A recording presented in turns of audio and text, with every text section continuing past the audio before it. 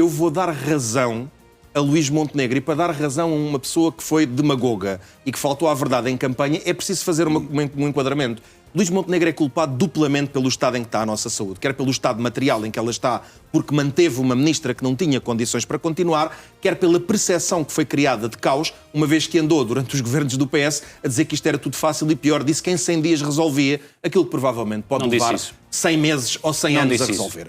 E agora vamos a esta questão. Um governo que se preparou no Orçamento de Estado para cortar 10% da despesa na aquisição de bens e serviços. Não é verdade. Quando nós temos um aumento previsível do que é pedido ao SNS, é um governo que se coloca a risco. Desde logo porquê? Mesmo que fosse só o aumento zero, já era mau pela inflação.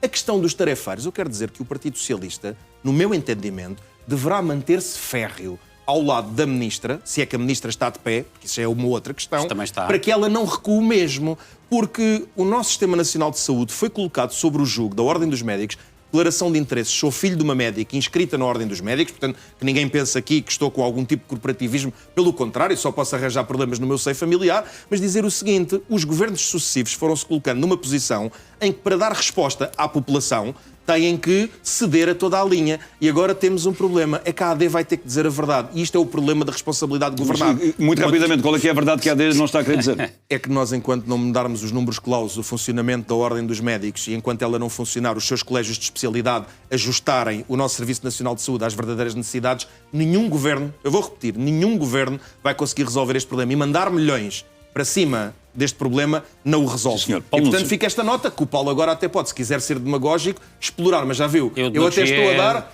Magogia é uma especialidade do Partido Socialista, não é da AD. Se eu tivesse ouvido muito isto, menos do CDS. Paulo, passo-lhe a bola dizendo-lhe o seguinte, uma vez que já disse que o problema é estrutural e prolongado... Mas quem passa a bola não é o moderador? Não, bem óbvio, mas do ponto de vista retórico... Não, eu não estou aqui a fazer nada, Não faltava, com todo o respeito. Passa a bola ao João para passar a bola ao Paulo, dizendo o seguinte, se eu tivesse ouvido, João, alguém da AD dizer isto durante a campanha, eu hoje estava aqui em solidariedade com o Paulo. Senhor. Assim tem que estar em Lúcia. Paulo Núncio. Muito bem. Bom, relativamente aos casos, estamos a falar de casos. Mas vamos aos tarefeiros. Vamos aos tarefeiros, mas antes dos tarefeiros vamos resolver o problema do Amadora Sintra, porque era um problema da semana passada e é importante que fique claro. A ministra foi, de facto, informada erradamente sobre o Conselho de Administração. Sim.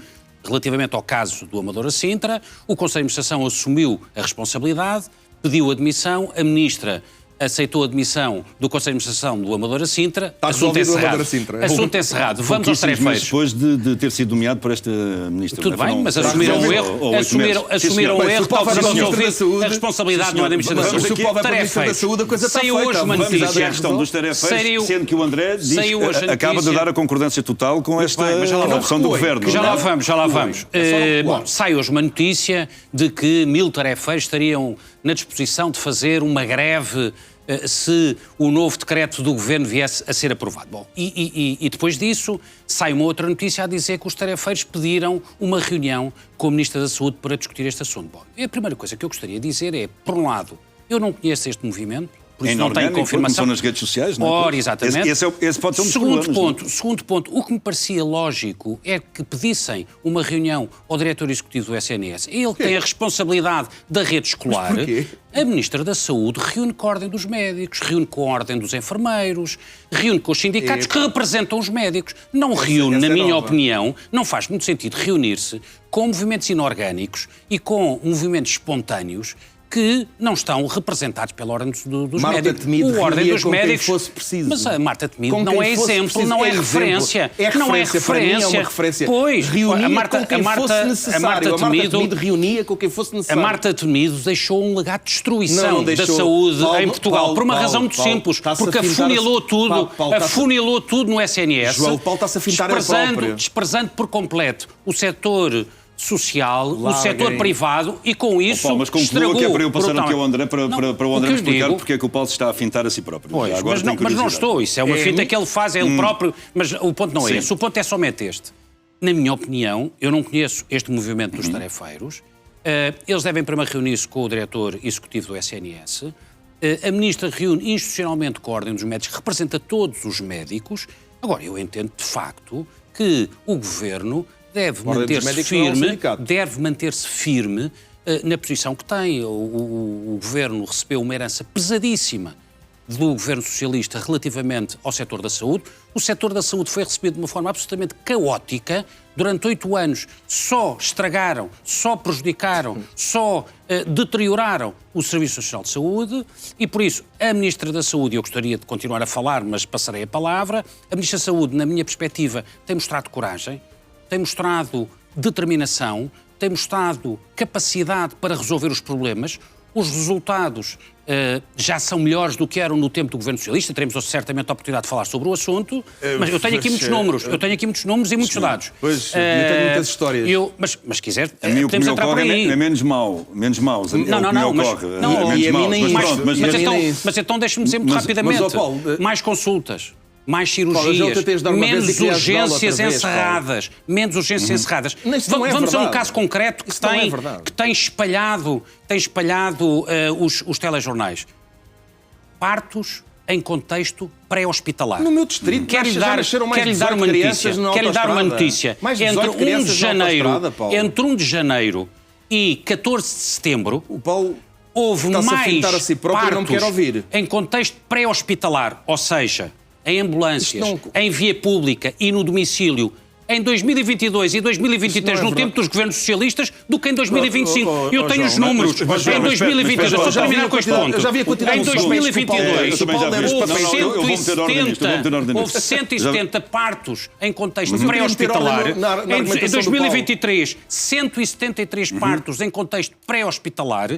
E em 2025, apenas 154. São muitos, mas são menos no tempo do Governo Socialista. André, eu tenho muita dificuldade. Há uma notícia. Porquê é que Paulo não se está a fintar ele? É muito simples. Há um deputado do Partido Socialista, eu próprio, há 10 anos em exercício de funções, que apoiei um governo e apresento-me na televisão perante os telespectadores e digo: atenção, Paulo, o problema é estrutural, estamos aqui para dar apoio a uma ministra fragilizada, se ela tiver força nas pernas, porque está a ser usada pelo Primeiro-Ministro, e ela que não recua. E o Paulo, em vez de agarrar que um deputado que está a debater com ele e lhe está a dizer que o problema é estrutural, volta à ladainha, à conversa do caos que foi herdado, a pesada herança, a saúde tanga. E nós vamos dar a volta à coisa. Eu vou voltar a insistir, eu vou dar, já dei ao Paulo, o Paulo está a tropeçar sobre um hábito retórico, que é repetiram isto durante tantos anos do governo de António Costa, que se convenceram que era verdade aquilo que diziam.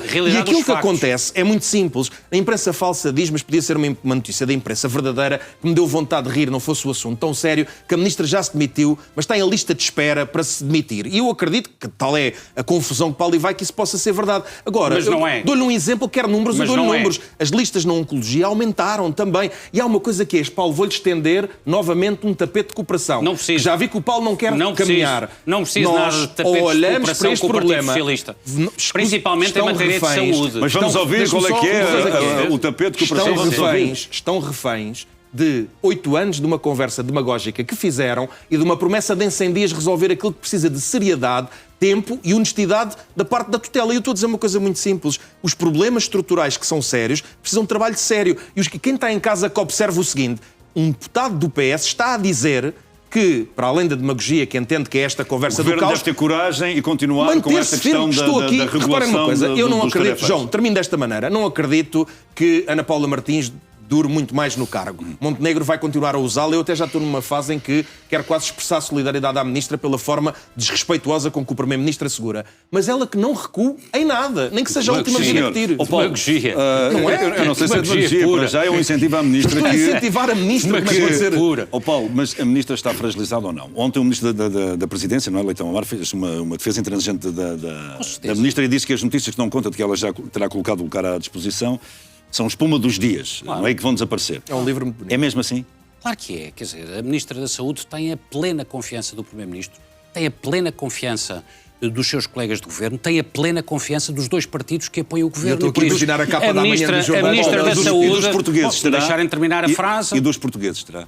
Eu acho que os portugueses reconhecem à Ministra da Saúde coragem, determinação, que ela está a fazer um trabalho muito difícil, provavelmente o lugar mais difícil no governo, mas que é uma ministra que herdou uma pasta pesadíssima e um legado pesadíssimo de incompetência do Partido Socialista. De incompetência do Partido Socialista. Deixe-me dizer esta coisa, se me permitir. Mas eu permito-me se me permitir, não, é que agora não deixo mesmo interromper, porque eu quero mesmo concluir a minha frase.